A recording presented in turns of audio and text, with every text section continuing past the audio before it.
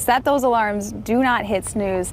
7:55, Kenny will be taking the track in Tokyo. But for the time being, I am here at Rice Lake High School, where his career first took off. Back when he was still known as Kenny the Jet. Now he's proven himself with multiple state titles and records. It has not been an easy road to get here. There seemed to be setback after setback. But finally this weekend, the Eau Claire Marathon is back with a vengeance in a newly redesigned course. And generously waking up early with us this morning is the race director, Emmy Ullman. Thank you. We had a little bit of a course change this morning. I thought if we're going to be talking about the Eau Claire Marathon, we might as well be picking up the pace ourselves, putting myself in these runner shoes. We're going to head on into this 10-acre corn maze. He mowed it himself. Tell me a little bit about this labor of love.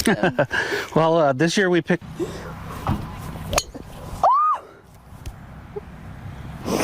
Little right. Apologize for that scream. Providing food for those in need across west central Wisconsin, and now they are asking for your help to take a stand against local hunger, whether it's donating food, volunteering your time, or raising awareness about hunger relief programs. Every action counts. And here to tell us more this morning is Suzanne back. Maybe some gourds, carving pumpkins, but ginormous pumpkins, they are in a league of their own. Oktoberfest, the largest celebration of local German heritage, starts today here at the Northern Wisconsin State Fairgrounds, returning for the first time since 2019. It hasn't been convincing enough.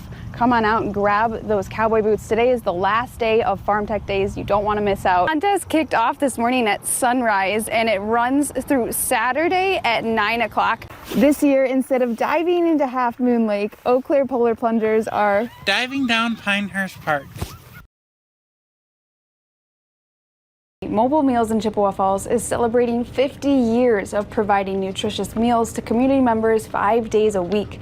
I spoke with volunteer drivers, meal recipients, and family members of recipients to learn what these hot meals mean to them. Good morning. We get up, we go for a walk in the morning, we come home and do our things, and then we wait for the mailman. After he goes, we start looking for the food to come. So we're busy. Jean Ramsas and Carol Conrick of Chippewa Falls are longtime next-door neighbors. And we get along wonderful. The two have been receiving weekday deliveries for Mobile Meals since January. Today we're having pork chops and pie. Prepared by the kitchen staff of HSHS St. Joseph's Hospital, 20 drivers donate their time and energy to ensure the hot meals get to those in need. It makes us feel good. It really does. Sue and Mike Berry dedicate 2 days a week to giving back to their community. Positive influence on them, I hope. Following a lifelong career as a nurse working with people in assisted living, Sue says getting involved with Mobile Meals 5 years ago came as second nature. Know that at some point I will be needing that same service, and to know that there are people that are willing to give up their time and their energy to do this really makes a difference. For some, the daily delivery is more than a reliable meal. She could tell you which person was supposed to come on which day, and she looked forward to it. They treated her like she was part of their family. John Liddell's mom, Dorothy, lived to be 99 and a half years old. She passed away this January. Liddell says without Mobile Meals, it wouldn't have been possible for his mother to remain at home as long as she did. She literally would, about 10:45 every day, take her walker and sit by the front door because she was afraid she'd miss talking to him if she was further in the house. They would just yell her name, make sure she was okay, and then set her meal down.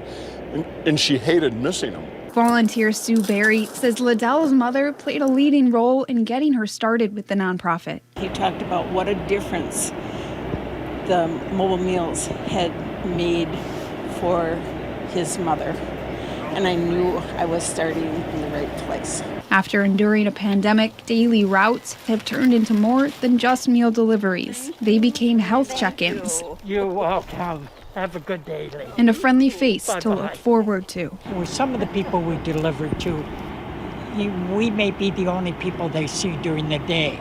There are nice people out there that are receiving these meals. We like it when it's delivered to us because we were quarantined, we couldn't leave here. Ramsas recently lost her husband to COVID-19. I'm really blessed but having this place and the nice people here. She says with the help of good friends and healthy eats, she looks forward to keeping her independence in Chippewa Falls. This is my forever home now. Student Transit's 130 school buses cover over 250 square miles, navigating 400 routes. But how good is a bus without its driver? Hi, Jacob. Meet Jim Fye, who doubles as bus driver and vice president of Student Transit, a fourth-generation company. Hey, Tyler, good morning. Fye has been behind the wheel since the first week of January. Everybody understands the importance of getting the students to and from school safely every day, and they're willing to pitch in and do whatever it takes to get it done. Driving 2 routes before and after classes, helping to ease the shortage of bus drivers. With the COVID-19 going on and just a rash of retirements, we're kind of behind the 8 ball. Leading by example, says General Manager Martin Klukas. That's the beauty of our work, is everybody realizes who they are and what they're here to do, and that's to deliver that precious cargo. Everyone in the office is licensed to drive the yellow transit, but stepping up comes at a cost. Of course, we don't always want to be out on the road, because if something happens, we're not getting a job done back here.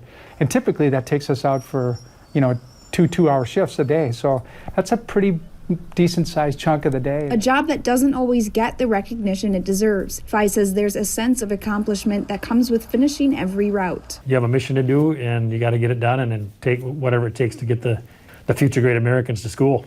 And it all happens in an office with a view. In Eau Claire, Phoebe Murray, WEAU 13 News.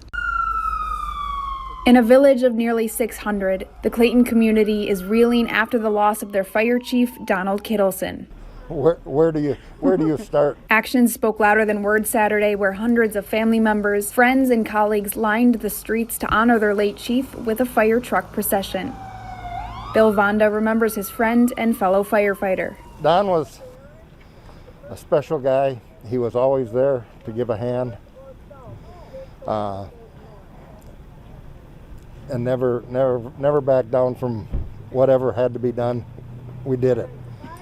Very strong in the community, strong family, and strong fire family. At the age of 55, Chief Don lost his battle with COVID-19 after 5 weeks in the hospital. The volunteer fire department wrote in a Facebook post the night of Kittleson's death, "We lost a hero tonight. You have touched so many. Love you, Chief Don. You will never be forgotten." Vonda says the outpour of support from stations not just in Clayton but across county lines has been overwhelming. Just unreal. Yeah, we can't thank them enough for being at our side through this, and this has been going on right from the time we got the word. In addition to leading the fire department, Kittleson's father says he also drove milk trucks. Worked very hard at keeping us as a family, keeping everybody together. He was a third-generation firefighter and served the community for more than 34 years. In Clayton, Phoebe Murray, WEAU 13 News.